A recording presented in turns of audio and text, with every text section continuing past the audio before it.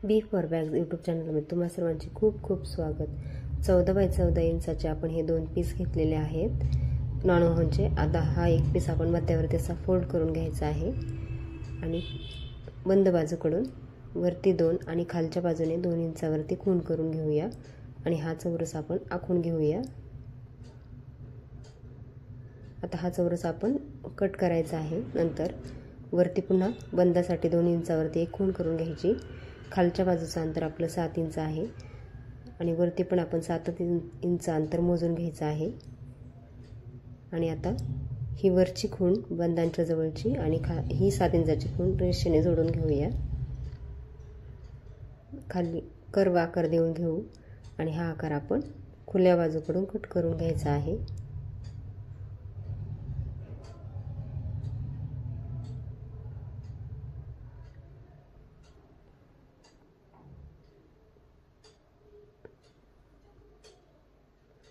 आता आपल्याला हा बॅगचा आकार मिळालेला आहे। याच आकारात आपण दुसरा पीस कट करून घेऊया। त्यानंतर आपण हे साडीचं कापड घेतलेलं आहे, डबल फोल्ड केलेला आहे, त्यातून आपण हे दोन्ही पीस कट करून घेतलेले आहे। आता आपण याला एक पॉकेट जोडणार आहोत। त्यासाठी 14 बाय 9 इंचाचा हा एक नॉन ओव्हनचा पीस आणि 11 इंच लांबीची चेन घेतलेली आहे। त्याला आपण दोन्ही बाजूने असं बंदिस्त करून घेऊया। त्यासाठी 1.5 बाय 2 इंचाचे हे छोटे पीस घेतलेले आहेत, ते आपण आता चेनला जोडून घेतलेले आहेत आणि याच्या चारही बाजूने आपण शिलाई केली तरी हरकत नाही। आता पॉकेटच्या या भागावरती ही चेन अशी उलट ठेवून जोडून घेऊया। जोडून घेतल्यानंतर आता आपण फोल्ड करून यावरती एक दाबटीप घालून घेऊ। दाबटीप घालून घेतलेले आहे। आता आपण हे पॉकेट व्यवस्थित ॲडजस्ट करून शिलाई करून घेऊया। खाली पॉकेट ठेवून त्यावरती बॅगचा भाग ठेवून आता शिलाई करून घ्यायची आणि पुन्हा हा भाग सुलट करून आपण चेनवरती शिलाई करायची आहे। आता आपले हे पॉकेट तयार झालेले आहे। साईडचा जास्तीचा भाग आपण आता कट करून घेऊया।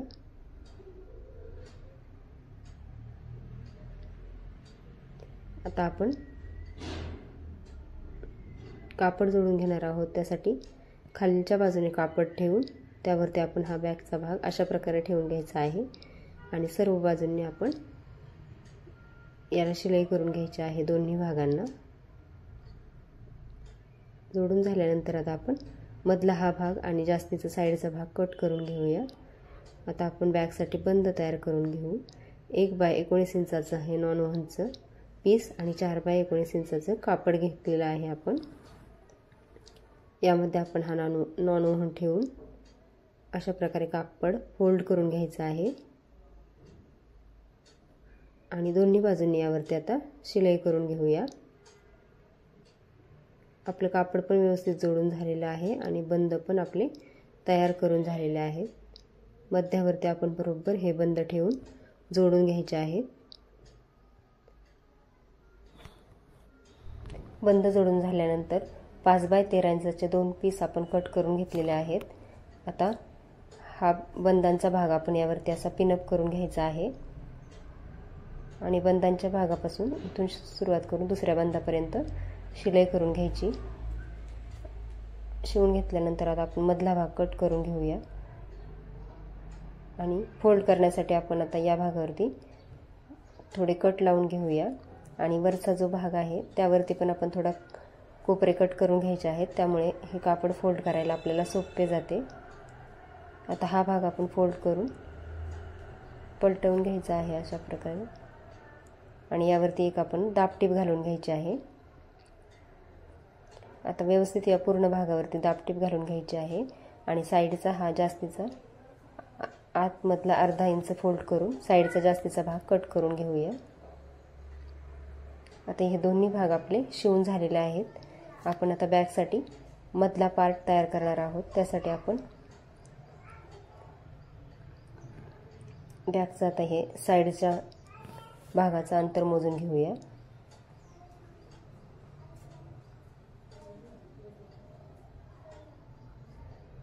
हे अंतर आपलं 38 इंच आलेलं आहे. आपण 2 इंच अंतर जास्त घेऊया. त्यासाठी आपण कापडाला हे नॉन-वूवन 40 बाय 5 इंचाचं घेतलेलं आहे. ते आता आपण अर्धा इंच फोल्ड करून घ्यायचं एकदा आणि त्यावरती शिलाई करून घ्यायची आणि हा भाग आपण अशा प्रकारे जोडून घ्यायचा आहे आणि पुन्हा आपण फोल्ड करून जोडणार आहोत. आता हा भाग आपला जोडून झालेला आहे आणि जास्त आपलं 3 इंच अंतर जास्त झालेलं आहे. तर आपण 2 इंच अंतर हे कट करून 1 इंच फोल्ड करण्यासाठी ठेवायचं आहे.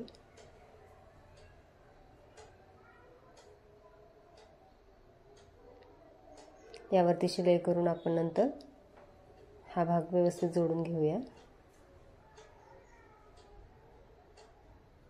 आणि दुसरा पार्ट पण आपण यावरती जोडून घ्यायचा आहे. आता आपली ही बॅग शिवून पूर्ण तयार झालेली आहे. याला आपण हा भाग बंदिस्त करण्यासाठी 1.5 किंवा 2 इंच रुंदीची पट्टी घेऊन पूर्ण भागाला शिलाई करून घेऊ शकतो. आता आपण ही बॅग सुरट करून घेऊया. सुरट केल्यानंतर खूपच सुंदर आपली ही बॅग तयार झालेली आहे. आपल्याला अजून बॅग व्यवस्थित बनवण्यासाठी आपण त्याला वेलक्रो किंवा ॲक्रेलिक बंदांच्या जवळ जोडून घेऊ शकतो. आतमध्ये एक सुंदर असे आपले एक पॉकेट तयार झालेले आहे आणि भरपूर मोठ्या आकारात आपली ही बॅग तयार झालेली आहे. ॲक्रेलिक किंवा टच बटन किंवा वेलक्रो आपण याला जोडू शकतो.